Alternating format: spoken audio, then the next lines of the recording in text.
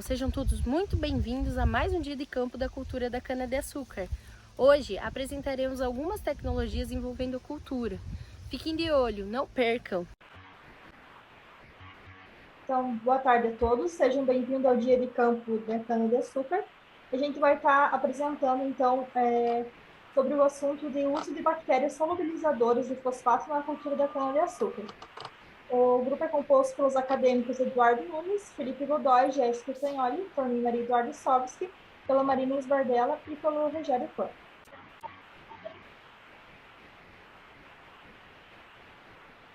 Então, aqui no nosso folder, a gente pode observar que está cada vez mais frequente a gente observar notícias como esses títulos e assuntos, né, que os preços dos fertilizantes vêm subindo após o cenário atual da pandemia e também agora com a guerra.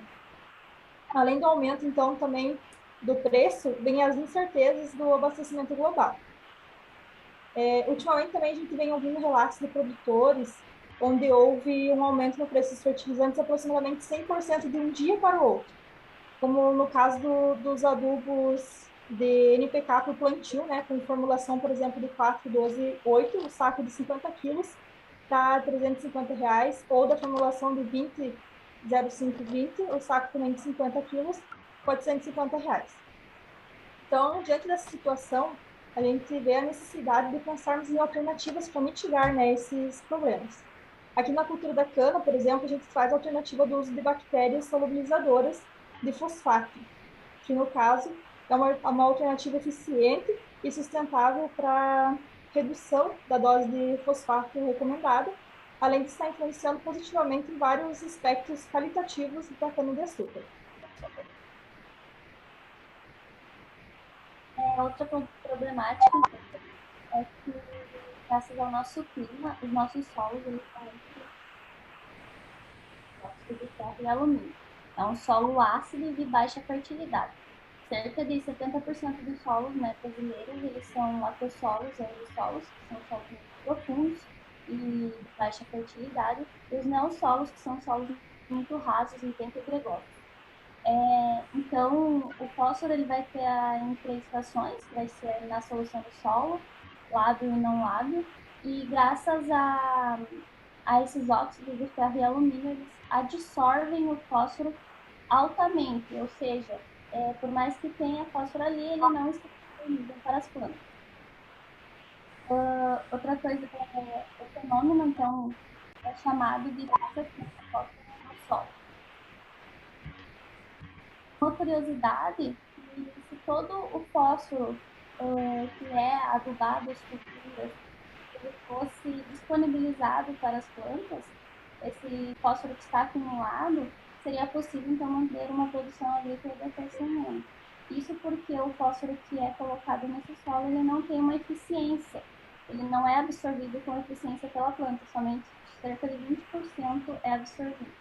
A calagem e a gessagem, então, eles vêm para a calagem principalmente para tornar esse solo menos ácido, aumentar o pH e fazer com que esse fósforo ele fique mais disponível para as plantas. Outra forma que é uma problemática é que na hora da adubação as pessoas acabam adubando em excesso.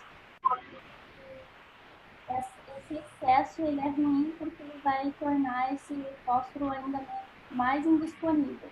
As formas intermediárias, meio lábio do fósforo vai atuar como dreno e não como fonte desse fósforo para as plantas.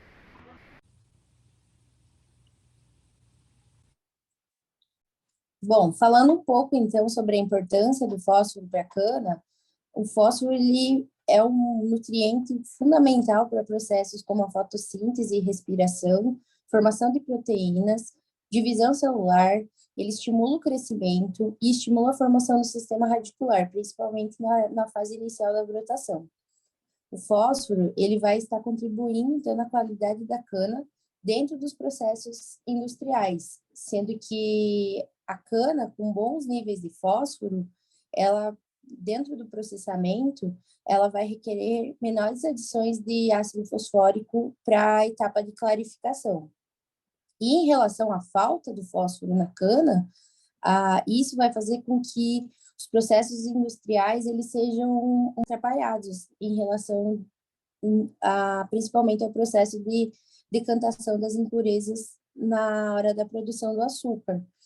E, além disso, para que seja mantida a produtividade significativa, é preciso, então, que os incrementos significativos totais de açúcar recuperáveis estejam em níveis satisfatórios. E, para isso, a aplicação de fósforo é fundamental. Muito bem, sobre a utilização da torta de filtro. O que vem a ser a torta de filtro? A torta de filtro é um composto, basicamente, orgânico proveniente da filtração do caldo, no caso. Este vem sendo utilizado bastante, por exemplo, para se plantar um canavial, no caso, para que este venha ter menor custo e reutilizar esse material que pode vir, por exemplo, da alguma questão ambiental, dentre outros. Como a cana em si, o material qual vai gerar essa torta, pode ter diversas variedades, como também de diversos manejos, este pode apresentar diversas constituições. Com isso eu demonstro 2 constituições abaixo, no caso. A qual que, por exemplo, uma tem 2,25% de fósforos totais, enquanto a outra tem 1,38, que demonstra essa diferença quanto à constituição destes.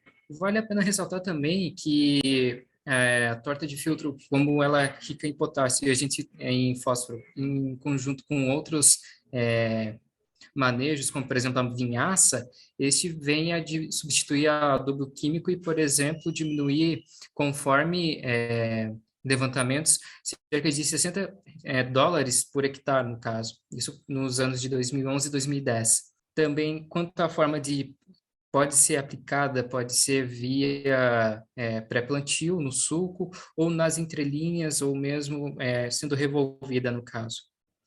Também vale a pena ressaltar que em torno de 50% do fósforo ao qual for aplicado com o material vai estar disponível prontamente. O restante vai ter de ser mineralizado lentamente, no caso. Passando novamente agora para algumas questões quanto à produtividade, seja observando a questão de ordem quantitativa como também de qualitativa. Um estudo feito em 2010, no caso, pegando o bagaço proveniente de uma usina de Jales Machado, situada no estado de Goiás, assim como também um solo, que é latossolo vermelho-amarelo, que também é de um local próximo ali do município, no estado, que seria o município de Goianésia, estado de Goiás. Este solo, no caso, vale a pena ressaltar que ele possui naturalmente baixo teor de fósforo, sendo indicada, no caso, uma adubação fosfatada. Pode-se observar que quanto a termos quantitativos nos 2 primeiros gráficos foram satisfatórios, seja de toneladas por hectare TXH ou toneladas de COM por hectare ou toneladas de sacarose por hectare, que foram satisfatórios. Contudo, o teor de sacarose aparente, assim como também o BRICS, foram não tanto quanto satisfatórios, observando como, por exemplo, no caso, sendo inversamente proporcional à dose que foi aplicada. Quanto à questão do aumento de produção, seja de sacarose ou de como, isso pode ser atribuído a parte dos benefícios proporcionados pela matéria orgânica da torta de filtro que foi aplicada. Destacando, por exemplo, o fósforo e o nitrogênio presente nesse composto, né? E quanto à perda, pode ser alguma relação com uma matéria orgânica da biota ali presente. Vale a pena ressaltar também que já existem estudos sobre o uso de torta de filtro em conjunto com inoculantes, observando uma diminuição dependendo maior de aporte, bem como dentre outros parâmetros.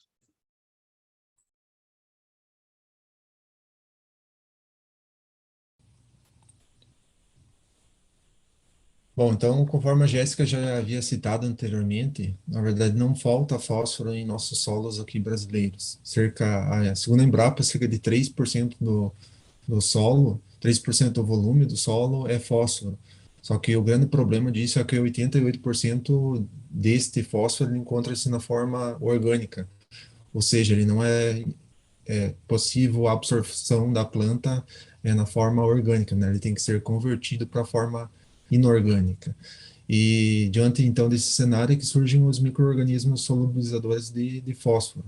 Então, o que são esses micro-organismos? Eles são, em associação com rochas naturais, eles são capazes de solubilizar então o fósforo e tornar esse então disponível para as plantas. Eles naturalmente já são encontrados no solo ou na superfície então de sementes, só que em pequenas quantidades e já fazem parte então da microbiota do solo.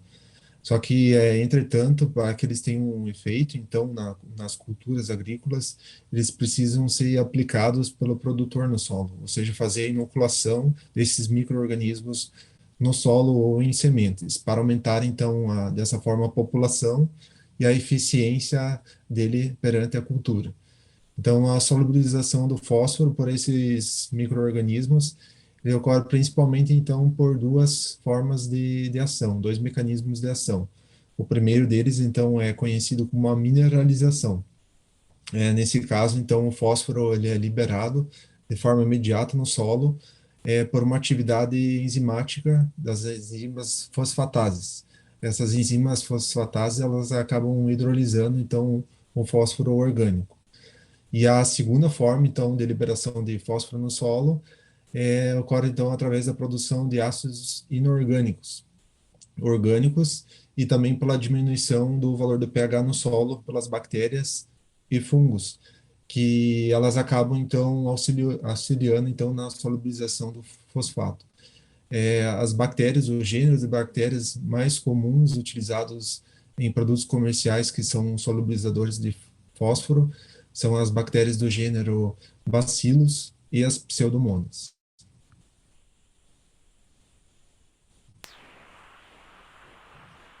Bom, a inoculação de bactérias solubilizadoras de fosfato na cultura da cana já vem sendo estudada aqui no Brasil. Michelangelo Silva, em 2011, avaliou a diversidade de bactérias que ocorrem associadas às plantas em diferentes variedades de cana-de-açúcar na região nordeste, com a intenção de selecionar bactérias que ocorrem naturalmente e que podem promover o crescimento vegetal. A conclusão foi que as variedades de cana-de-açúcar que são cultivadas no Nordeste apresentam algumas bactérias exclusivas daquela região. Podem servir como promotores de crescimento, pois elas possuem a capacidade de fixar nitrogênio, solubilizar o fosfato inorgânico e também produzir o ácido indolacético.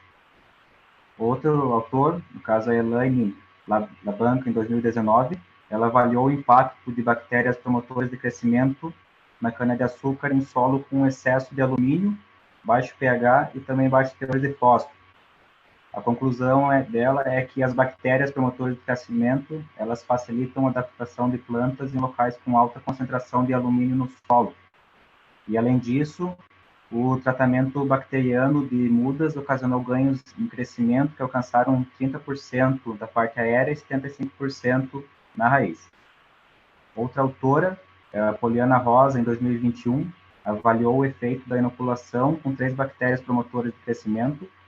Ela utilizou o azospirillum, Bacillus e Pseudomonas, aplicadas combinadas ou isoladamente. A inoculação ela foi associada com 5 doses reduzidas de fósforo e 8 diferentes inoculações.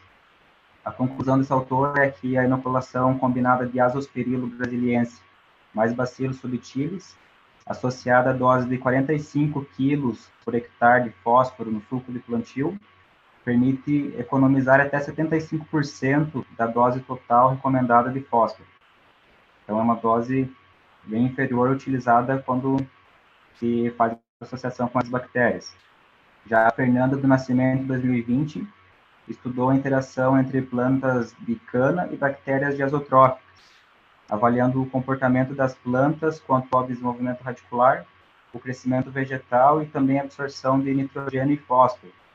Ela fez um experimento de 7 tratamentos, sendo que o tratamento controle ele tinha 100% da adubação, que é comumente utilizada para a cultura da cana, sem inoculação. O tratamento 2 tinha 100% da adubação e era inoculada. os tratamentos 3, 4 e 5 diminuía a porcentagem de adubação, mas continuava com a inoculação.